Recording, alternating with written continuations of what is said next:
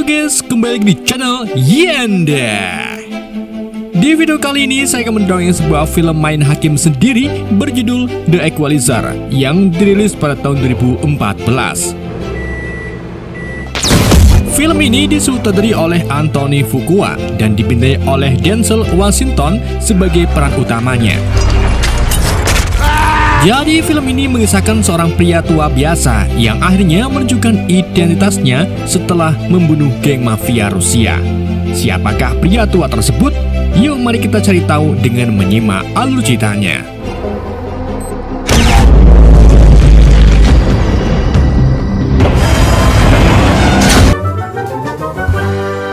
Gak bisa bahasa Inggris. Berawal dari seorang pria tua biasa bernama Robert Michael yang selalu bangun pagi untuk berangkat kerja di home market. Robert ini mengidap OCD yang membuatnya selalu mengatur waktu untuk segala aktivitas, mulai dari bersiap berangkat bekerja hingga sekedar menyabun. Maksudnya mencuci piring dengan sabun. Robert kemudian berangkat kerja ke tempat kerjanya di toko bangunan. Di sana, dia dihormati dan disukai di antara rekan kerjanya. Pada hari ini juga, Robert makan siang bersama teman sekaligus rekan kerjanya bernama Ralphie yang sedang melakukan program penurunan berat badan guna mendaftar sebagai security. Namun, bukannya makan makanan rendah lemak, Ralphie ini malah makan kadal pepes yang tentu saja dilarang oleh Robert. Not willing to apply yourself. Sepulang bekerja, Robert melakukan aktivitas rumah tangga seperti biasanya. Ia juga memiliki hobi dalam membaca buku. Namun di sini kita menemukan fakta bahwa hampir setiap malam Robert tidak bisa tidur. Dan untuk membuat matanya mengantuk, Robert sengaja pergi ke kafe milik Pak Bagong guna membaca buku sambil ngeteh.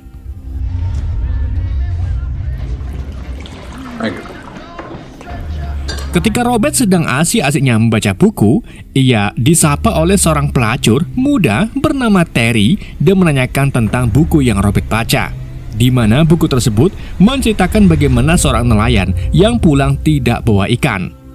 Terry kemudian pergi dari kafe tersebut dan dijemput oleh mobil taksi.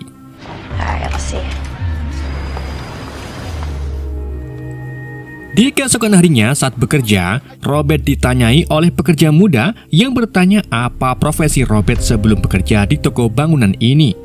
Robert pun menjawab kalau dirinya seorang penari jazz, yang tentu saja jawaban itu membuat para pekerja tertawa dan semakin menyukai Robert sebagai orang yang guyon.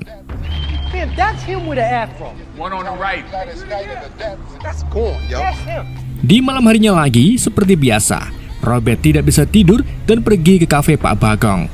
Di sana, Robert kembali bertemu dengan Terry dan berbincang-bincang tentang buku yang Robert baca. Namun di tengah perbincangan itu, Terry tiba-tiba dijemput oleh mucikarinya yang bernama Slavi. Awalnya, Terry menolak untuk menemui pelanggannya yang arogan. Namun karena takut dipukuli oleh Slavi, Terry pun terpaksa menemui pelanggan tersebut yang bertubuh gemuk.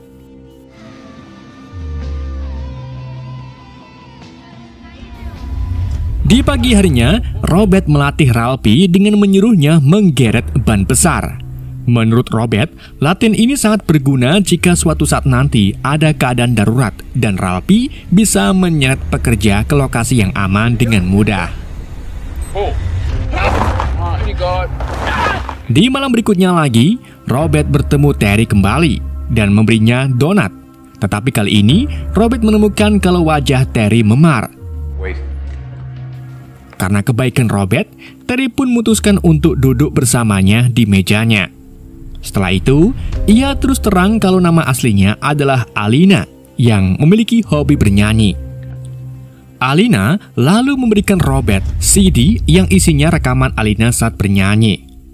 Ketika Alina bertanya mengapa Robert selalu sendiri, Robert pun menjawab kalau istrinya sudah meninggal dan alasan dirinya sering membaca buku yaitu untuk menyelesaikan cita-cita istrinya yang ingin membaca 100 buku. Wow. Mereka berdua kemudian meninggalkan restoran sambil mengobrol dan berjalan-jalan di sekitar kota.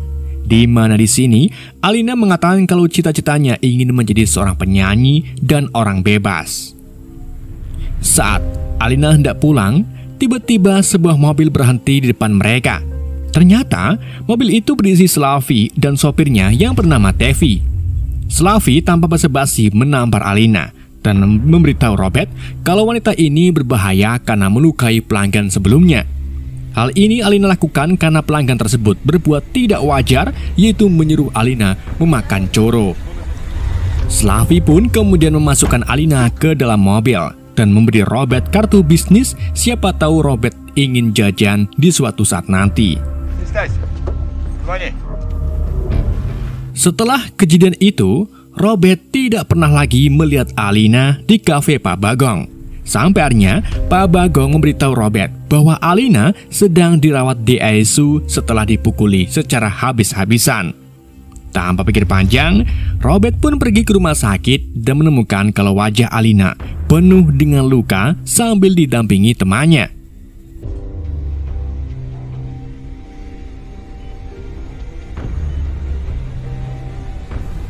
Setelah beberapa jam menunggu, Robert bertemu dengan teman pelacur Alina yang bernama Mandy. Robert lalu menghibur Mandy yang menangis melihat temannya hampir mati. Setelah itu, ia menanyakan apa yang terjadi kepada Alina. Mandy pun menjelaskan bahwa Alina dipukuli Slavi karena memukul pelanggannya. Tidak cuma itu, Mandy juga mengatakan bahwa Slavi juga pernah melemparkan asam baterai ke wajah seorang gadis untuk menjadi contoh jika para gadis melanggar aturan.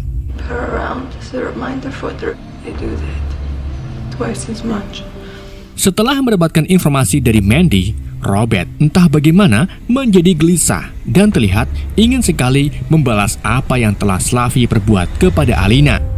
Ditambah lagi, Robert pernah mendengar kalau Alina ingin sekali menjadi orang yang bebas.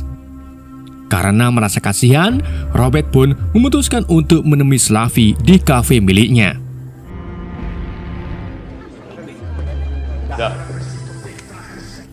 Robert lalu dengan beraninya memasuki kantor Slavi yang diisi oleh 3 anak buahnya. Ia memberikan Slavi amplop berisi $9.800 dan menawarkan kebebasan untuk Alina.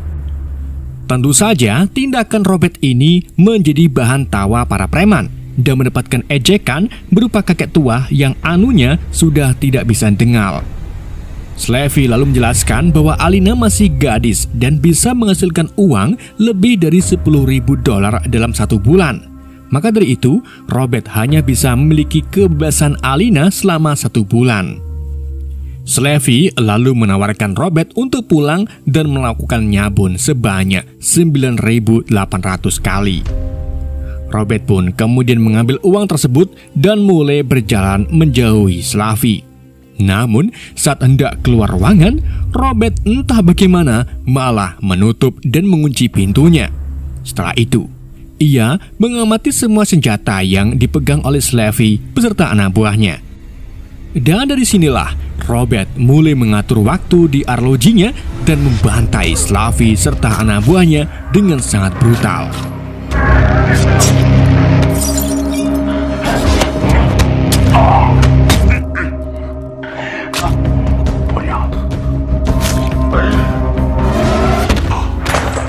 Setelah membunuh anak buah Slavi, Robert menghampiri Slavi yang mengeluarkan banyak darah dan mengatakan kalau Slavi akan mati dalam 19 detik lagi.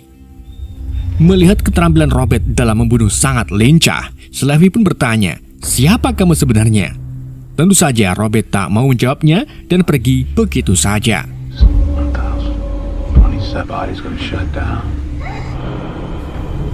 Setibanya di rumah, Robert membersihkan bercak darah yang ada di tubuhnya.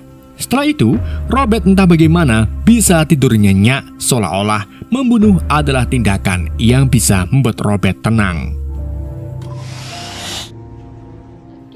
Di keesokan harinya, Robert melihat berita televisi yang menampilkan pembunuhan geng mafia Slavi.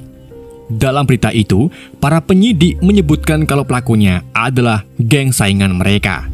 Dan tanpa Robert sadari, ternyata Slavi dan anak buahnya adalah bagian dari sindikat yang jauh lebih besar yang dipimpin oleh oligarki Rusia bernama Vladimir Pushkin.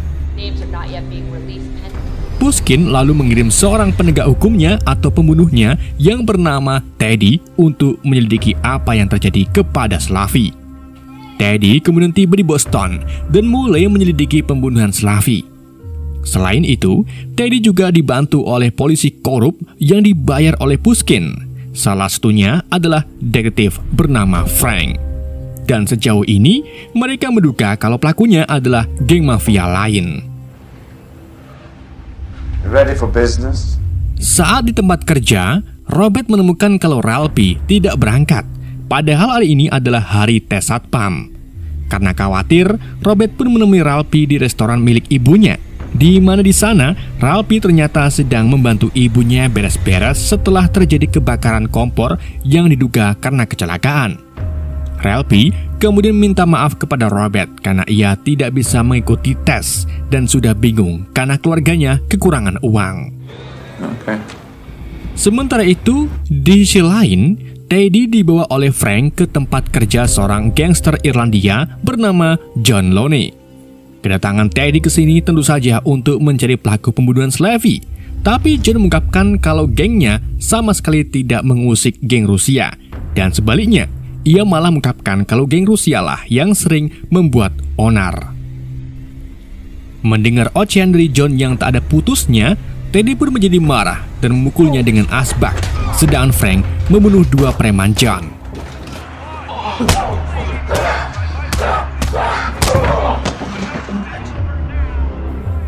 Setelah keluar dari ruangan, Teddy memberitahu Frank kalau berurusan adalah tindakan untuk memberi pesan kepada geng mafia lainnya yang ada di Boston.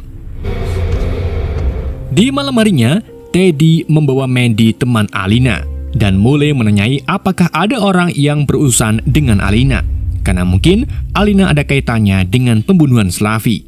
Namun di sini Mandy menghilangkan jejak dengan berpura-pura tidak kenal dengan Alina.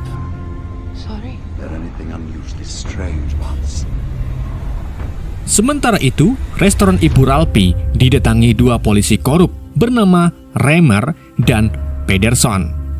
Mereka lalu mulai melakukan pekerjaan kotor dengan memeras Ibu Ralphie untuk mendapatkan uang keamanan. Dan jika ia tidak mau memberi uang, maka keduanya akan membuat kecelakaan lain di restoran ini. Jadi ternyata dua polisi inilah yang membakar kompor restoran Ibu Ralphie. Setelah mendapatkan uang, keduanya dihadang oleh Robert yang sudah mengetahui semuanya. Ia juga mengirim pesan video berisi pengancaman mereka terhadap Ibu Ralphie. Menyadari hal ini, kedua polisi itu pun memojokkan Robert. Tetapi malah sebaliknya, Robert melakukan perlawanan dan hampir membunuh salah satunya. Ia kemudian minta mereka untuk mengembalikan uang itu, atau jika tidak, maka videonya akan disiarkan di stasiun televisi. Justice. Karena takut disebarkan ke publik, dua polisi itu pun akhirnya mengembalikan uangnya kepada Ibu Ralphie di esok hari. Di sisi lain, Teddy kembali menemui Mandy di apartemennya setelah mendapatkan informasi kalau Mandy ini adalah teman dekat Alina. Teddy lalu mulai menunjukkan sikap psikopatnya kepada Mandy yang membuat Mandy akhirnya mau berkata jujur. Mandy mengatakan bahwa saat malam Alina di rumah sakit, ada pria tua yang peduli dengan Alina dan menanyakan secara detail tentang Slavi. Setelah mengatakan sejujurnya, Teddy malah membunuh Mandy dengan cara mencekik lehernya.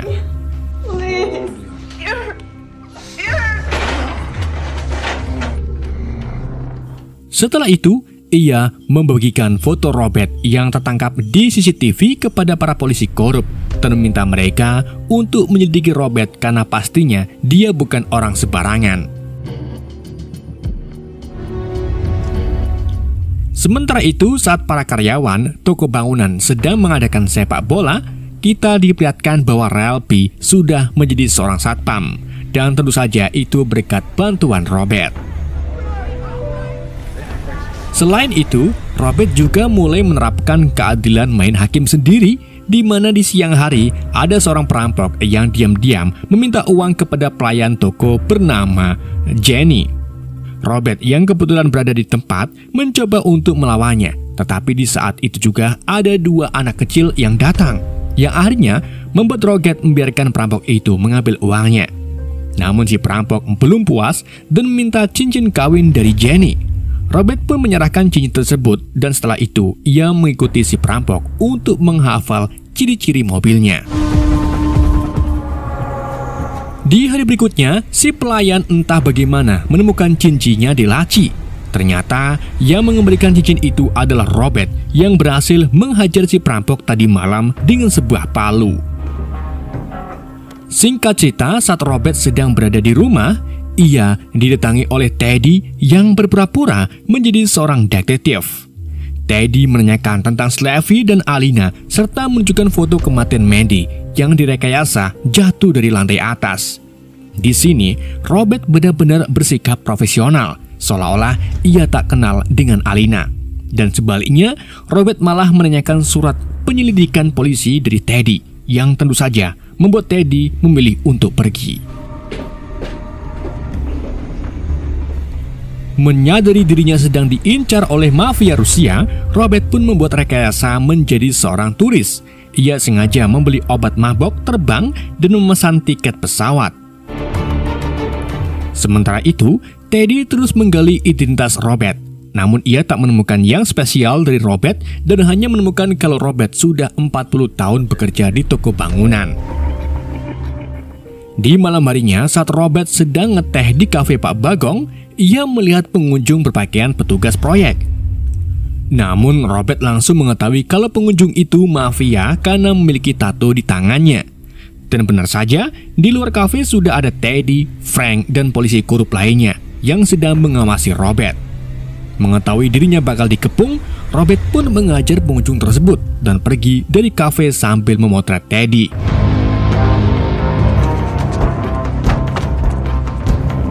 Karena tak terima, Teddy dan polisi korup pun mengejar Robert sampai ke rumahnya.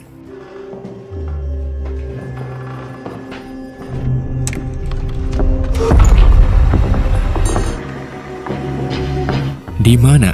Di dalam rumah Robert, mereka menemukan botol obat mabuk serta riwayat pembelian tiket pesawat ke Meksiko. Hal ini tentu saja membuat Frank berpendapat kalau Robert sedang menuju ke bandara. Namun pendapat itu langsung dibantah oleh Teddy yang sadar bahwa semua ini hanyalah rekayasa Robert. Dan benar saja, ternyata Robert berada di gedung sebelah sambil memantau pergerakan mereka. Someone down the airport. Ticket to Mexico 2 days ago. He's not going anywhere. Di keesokan harinya, Robert meninggalkan kota Boston dan pergi ke sebuah rumah megah di tengah perkebunan.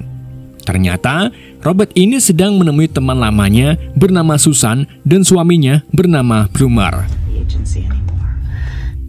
Susan sendiri merupakan anggota Badan Intelijen Amerika yang disingkat sebagai DIE. Dan disinilah terungkap siapa Robert sebenarnya. Ternyata, Robert adalah mantan marinir AS yang sekarang menjadi agen lapangan sekaligus agen pembunuh paling cerdik di DIE. Kedatangan Robert ke sini untuk menanyakan informasi kepada Susan tentang Teddy dan anak buahnya. Dan sebagai seorang teman, Susan pun mau mencarikan informasi itu untuk Robert. Ketika Susan pergi mencari informasi, Plumer dan Robert berbicara tentang kecelakaan bom mobil yang Robert tumpangi beberapa tahun yang lalu. Jadi ternyata sebenarnya Robert ini sudah dinyatakan mati, tapi ternyata masih hidup guna menyembunyikan identitasnya. Setelah Susan pulang, ia memberitahu Robert bahwa orang-orang yang dia bunuh adalah bagian dari mafia Rusia yang dipimpin oleh Vladimir Pushkin.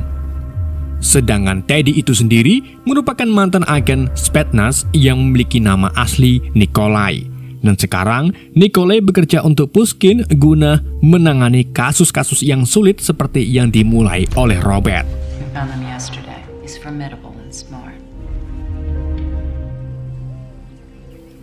Susan lalu memperingatkan Robert bahwa orang-orang ini tidak akan berhenti sampai Robert dan semua orang yang dia sayangi mati. Setelah mendapatkan informasi itu, Robert memutuskan untuk kembali ke Boston. Sedang Susan yang baru saja masuk ke rumah ditanyai oleh Plummer apakah Robert minta bantuan. Susan pun mengatakan bahwa Robert tidak meminta bantuan, melainkan meminta izin untuk membantai mafia Rusia sampai ke akar-akarnya. Setibanya di Boston, Robert menyergap Frank Master dan menjebaknya di dalam mobil yang telah dipasang dengan selang dari knalpot. Robert kemudian meminta Frank untuk memberitahu segala informasi tentang semua operasi bisnis Pushkin, atau jika tidak, maka Frank akan mati.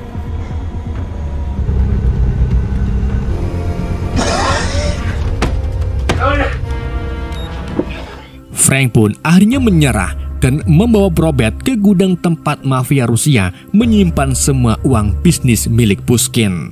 Di sana, Robert dengan sangat cepat mengambil alih para gangster dan membuat mereka mengeluarkan cairan kuning dari sempak karena saking paniknya. Indulge me, Andre. Setelah menyandera para gangster, Robert memberi uang pesangon kepada para pekerja dengan uang milik Pushkin. Setelah itu, Robert memborgol Frank ke tiang dan memintanya untuk memberikan data bisnis Pushkin. Tentu saja Frank keberatan karena jika data itu bocor, maka ia akan mati dalam waktu seminggu. Namun, Robert menenangkannya dengan mengatakan jadilah polisi yang baik yang melindungi dan mengayomi masyarakat.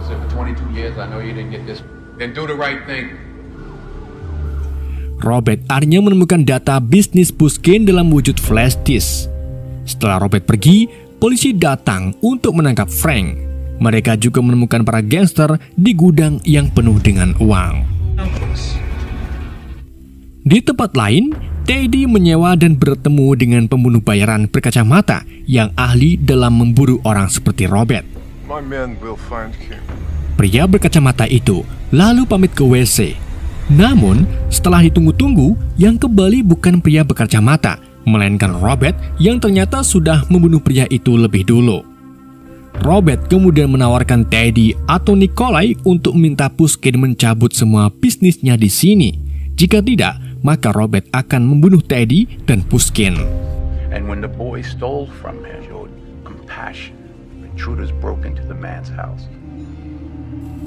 Setelah memberi tawaran itu, Robert pergi ke apartemen barunya dan mulai membuka data bisnis Pushkin, di mana data itu berisi informasi yang merinci semua operasi Pushkin serta mengungkapkan semua orang yang saat ini ada di dalam daftar sindikat Pushkin, termasuk polisi, deputi, politisi, dan masih banyak lainnya.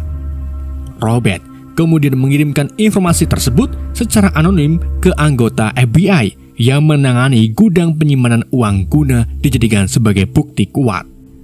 Selain itu, Robert juga menemukan salah satu kapal tanker minyak milik Pushkin. Dan tanpa pikir panjang, Robert pun langsung meledakkan kapal minyak tersebut bersama dengan beberapa truk dan sebuah gudang.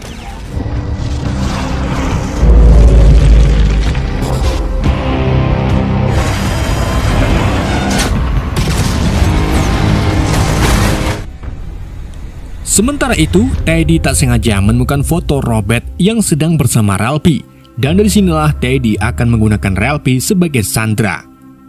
Teddy kemudian menelpon Robert untuk memberitahunya kalau dua anak buahnya sedang menyandera Ralphie, Jenny, dan beberapa karyawan di Walmart. Teddy meminta Robert untuk datang ke pangkalan minyak yang sudah ia ledakan. Jika Robert menolak, maka Ralphie akan mati. Tanpa pikir panjang, Robert pun pergi menuju ke pangkalan minyak menggunakan bus sambil dilacak oleh anak buah Teddy. Namun saat Robert hampir sampai di pangkalan, Robert tidak ada di dalam bus dan hanya ponselnya saja. Ternyata Robert tidak pergi ke pangkalan melainkan pergi ke Walmart untuk membunuh dua anak buah Teddy yang sedang menyandera Ralphie.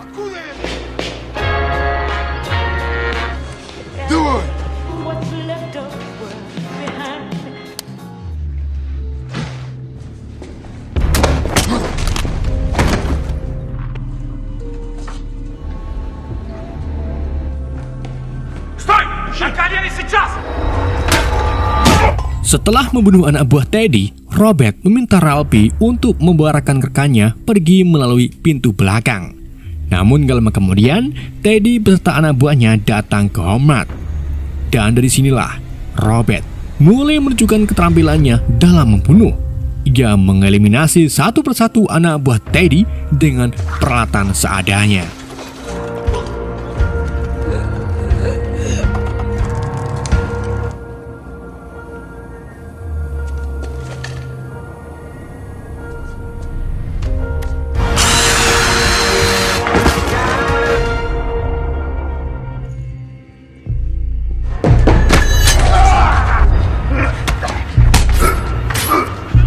Saat Robert hendak membunuh pria bertubuh besar, ia mengalami kesulitan. Tapi Robert akhirnya bisa membunuh pria itu meskipun tangannya terluka.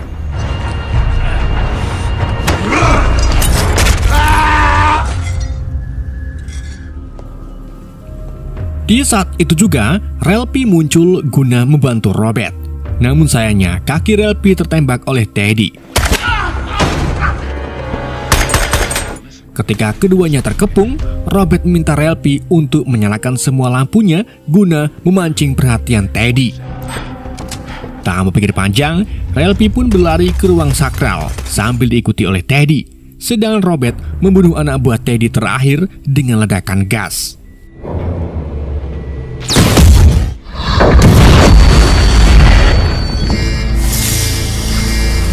Saat Teddy berhasil menemukan Ralphie dan hendak membunuhnya, ia lebih dulu ditembak oleh Robert dengan pistol paku.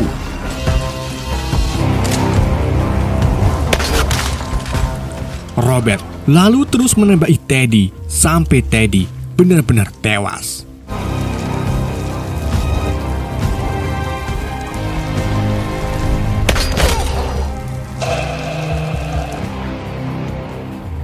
Tiga hari kemudian, Robert pergi ke Moskow, Rusia. Dan secara tiba-tiba sudah berada di kamar mandi Pushkin saat Pushkin sedang mandi. Robert lalu menyalakan dan mematikan lampu berulang-ulang kali serta sengaja mengalirkan air wastafel hingga meluap. Robert kemudian mengatakan tujuannya ke sini, yaitu untuk membunuh kepala ularnya secara langsung. Setelah mengatakan hal itu, Robert pergi dan membiarkan Pushkin mati kesetrum listrik yang sudah disiapkan oleh Robert. Robert kemudian berjalan meninggalkan rumah Pushkin sambil melewati mayat anak buah Pushkin yang sudah ia bunuh lebih dulu. Setelah membunuh Pushkin, Robert kembali ke Boston untuk melanjutkan kehidupan tenangnya setelah semuanya selesai. Ketika Robert baru saja keluar dari minimarket, ia dihampiri oleh Alina yang sudah mulai sembuh. Alina memberitahu Robert kalau dirinya sudah mendapatkan pekerjaan nyata dan mulai membaca buku. Tidak cuma itu, Alina juga mengungkapkan bahwa dia menemukan sebuah amplop berisi hampir $10.000 yang tentu saja itu uang dari Robert. Alina berterima kasih kepada Robert atas apa yang dia lakukan, yang menyeratkan bahwa dia tahu dialah yang telah membebaskannya.